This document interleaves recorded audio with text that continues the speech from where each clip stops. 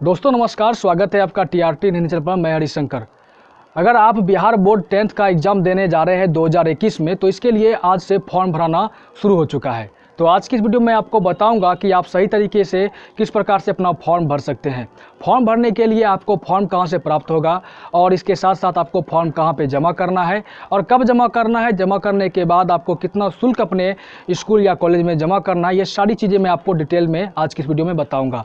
साथ ही साथ मैं आपको वीडियो के डिस्क्रिप्शन में एक लिंक दे दूँगा जहाँ से कि आप उस फॉर्म को डायरेक्ट ही डाउनलोड कर पाएंगे। तो चलिए वीडियो को शुरू करते हैं और चलते हैं अपने पीसी स्क्रीन पर। वीडियो के डिस्क्रिप्शन में आपको एक लिंक मिल जाएगी, आपको उस लिंक पर डायरेक्ट क्लिक करना है। क्लिक करने के बाद आप इस वेबसाइट पे आएंगे जहाँ पर कि बताया गया है बारीकी से आप किस प्रकार से फॉर्म सही तरीके से भर पाएंगे। साथ ही इस वेबसाइट पे आने के लिए मैं इसलिए कर रहा हूँ क्योंकि यहाँ पर बिहार बोर्ड मैट्रिक परीक्षा का फॉर्म आप डाउनलोड कर पाएंगे। आपको बस डाउनलोड नाउ के ऑप्शन पर क्लिक करना है और आप अपने फॉर्म को डाउनलोड कर पाएंगे। यहाँ अगर हम नीचे बढ़ते हैं तो आप देख पाएंगे कि यहाँ पे हर एक ऑप्शन का हिंदी में बताया गया है कि किस प्रकार से कहाँ पे आपको क्या भरना है। तो इसे भी पढ़ के आप अपने फॉर्म को सही तरीके से भर सकते हैं। अगर आपको कुछ भी परेशानी होती है तो आप मुझे कमेंट्स करके पूछ सकते हैं। चलिए चलते हैं फॉर्म की ओर। सबसे पहले फॉर्म में आप अपने कलर में पासपोर्ट साइज का फोटो चिपका दें और उसके नीचे साफ और सुंदर अक्षर में अपना सिग्नेचर कर दें। फिर नंबर 1 में स्कूल कोड, आपके विद्यालय का जो भी कोड हो उस 5 अंकों का कोड आपको यहाँ पे लिखना है।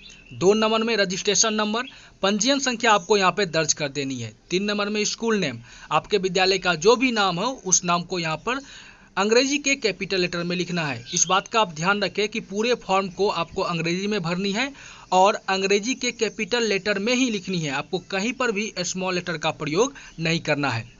उसके बाद आपसे पूछा जाता है 4 नंबर में स्टूडेंट्स नेम, यानी कि जो भी विद्यार्थी भर रहे हैं या उनके गार्जियन भर रहे हैं तो विद्यार्थी का जो पूरा नाम है उस नाम को आप लिखेंगे। नाम लिखने के समय में आप ध्यान दें, अगर आपका नाम राकेश कुमार है तो आप राकेश लिख के एक बॉक्स को छोड़ देंगे, फिर कुमार लिखेंगे। जिस प्रकार से आप हैंडराइटिंग में स्पेस छोड़ते हैं उस प्रकार से यहाँ पर आपको हर एक हैंडराइटिंग टाइप से जो लिखते हैं तो यहाँ पर भी आपको एक बॉक्स को छोड़ देना है। उसके बाद 5 नंबर में आपको फादर्स नेम में अपने पिताजी का नाम लिखना है, जहाँ पर कि आप श्री, लेट इत्यादि चीज़ों का प्रयोग नहीं करेंगे। उसके बाद 6 नंबर में कहा जाता है जेंडर, आप मेल फीमेल ट्रांसजेंडर जो भी हो उस ऑप्शन के बगल में जो बॉक्स है उसमें सही का चिन्ह लगा देना है।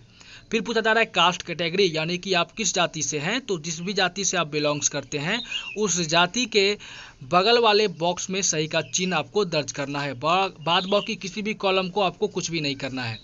फिर 8 में कहता है डिफरेंटली एबल्ड, अगर आप किसी भी प्रकार से विकलांग हैं तो येस और नो दोनों में से किसी एक ऑप्शन के बगल में सही का चिन्ह लगा देंगे। 9 नंबर में कहा जाता है विजुअली इम्पेयर्ड, अगर आप किसी प्रकार से देखने में आपको परेशानी है या आप अंधे हैं तो यहाँ पर येस या नो दो में से किसी एक ऑप्शन को आपको सेलेक्ट करके उसमें सही का चिन्ह दर्ज कर देना है। 10 में पूछा जा रहा है मोबाइल नंबर, यह कंपलसरी है, यानी कि मोबाइल नंबर दर्ज करना अनिवार्य है। यहाँ पे आप अपने 10 अंकों का मोबाइल नंबर दर्ज करेंगे। 11 में पूछा जाता है आधार नंबर, नोट कंपलसरी, यानी कि यह अनिवार्य नहीं है। अगर आपके पास अभी तक आधार कार्ड संख्या नहीं है तो इसे आप छोड़ सकते हैं, अगर है तो 12 अंकों का आधार संख्या यहाँ पे आप दर्ज करेंगे। 12 नंबर में कहा जाता है ईमेल आईडी, यह भी रिक्वायर्ड है, यानी कि अनिवार्य है, आपको ईमेल एड्रेस भी होना अनिवार्य है, तो यहाँ पे आप अपना ईमेल एड्रेस दर्ज करेंगे। 13 में पूछा जाता है स्टूडेंट कैटेगरी, स्टूडेंट कैटेगरी में बहुत बार विद्यार्थी गलती करते हैं, कैटेगरी का मतलब वो यहाँ पर कास्ट समझ लेते हैं। तो मैं आपको बता दूं कि स्टूडेंट कैटेगरी का मतलब होता है कि आप किस श्रेणी में आते हैं। जैसे कि अगर आप जिस विद्यालय से फॉर्म भर रहे हैं, अगर आप उसी विद्यालय में पढ़ते हैं तो आप रेगुलर हुए। अगर आप किसी और विद्यालय से आकर किसी और विद्यालय से फॉर्म भरते हैं तो आप प्राइवेट होंगे। अगर आप पिछले बार फेल हो चुके थे और इस बार फिर से 10वीं का परीक्षा देना चाहते हैं तो आप एक्स कैंडिडेट हुए। अगर आप कंपार्टमेंटल एग्जाम देना चाहते हैं या आप सिंगल सब्जेक्ट सिर्फ अंग्रेजी की परीक्षा देने जा रहे हैं तो यहाँ पर से आप स्टूडेंट कैटेगरी में किसी जो भी आपका कैटेगरी हो उसके बगल वाले बॉक्स में सही का चिन्ह दर्ज कर दें। 14 नंबर का ऑप्शन आपने 13 नंबर में कौन से ऑप्शन को सेलेक्ट किया उस पर निर्भर करता है। तो अगर आप एक्स कैंडिडेट कंपार्टमेंटल या सिंगल सब्जेक्ट की परीक्षा दे रहे हैं तो पिछले वर्ष आपने कब एग्जाम दिया था उसका रोल नंबर और रोल कोड यहाँ पे आपको दर्ज करना है।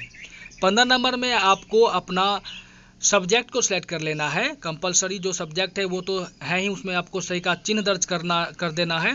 उसके बाद मातृभाषा में हिंदी, उर्दू, बांग्ला, मैथिली आपका जो भी हो उसे सेलेक्ट करेंगे। और सेकेंड मातृभाषा में Sanskrit, NLH Hindi, Arabic, Persian या भोजपुरी जो भी है आप उसे सेलेक्ट करेंगे। यहाँ पे एक ऑप्शन और है फॉर विजुअली इम्पेयर्ड। अगर आप देखने में किसी भी प्रकार से या सुनने में किसी भी प्रकार से आपको परेशानी है तो यहाँ पे होम साइंस और म्यूजिक जो कि इन लिeu ऑफ साइंस के अनुसार है उसमें से आप जो हो सिलेक्ट कर लेंगे। उसके बाद एक आता है ऑप्शनल सब्जेक्ट यानी कि ऐच्छिक विषय। अगर आप कोई भी ऐच्छिक विषय भी लेना चाहते हैं और उसकी परीक्षा देना चाहते हैं तो ऑप्शनल सब्जेक्ट के बगल में उस सब्जेक्ट का आपको कैपिटल लेटर में नाम दर्ज कर देना है। 15 नंबर में आता है एड्रेस इन इंग्लिश कंपलसरी यानी कि अनिवार्य है। तो यहाँ पे आपको अपना पूरा पता दर्ज करना है। कृपया ध्यान दें कि पता वाले कॉलम में सिर्फ पता ही लिखे, पिन कोड वाला कॉलम एक बगल में बनाया गया है तो यहाँ पर ही आप अपना पिन कोड दर्ज कर देंगे। इतना सब कुछ भर देने के बाद नीचे में कुछ देखिए 2 सिग्नेचर आपको करने होते हैं हिंदी और अंग्रेजी में। सबसे पहले signature of student in Hindi, तो सबसे पहले आपको हिंदी में, उसके बाद अंग्रेजी में सिग्नेचर कर देने हैं। उसके बाद आपका जो भी गार्जियन है या परिवार में कोई बड़े सदस्य हैं तो उनका भी एक सिग्नेचर यहाँ पर लगेगा। इन सारी चीज़ों को भर देने के बाद आप इसे विद्यालय में जमा करते हैं जहां पर कि प्रिंसिपल अपना हस्ताक्षर मुहर करके इसे बिहार बोर्ड के आधिकारिक वेबसाइट पर अपलोड कर देते हैं।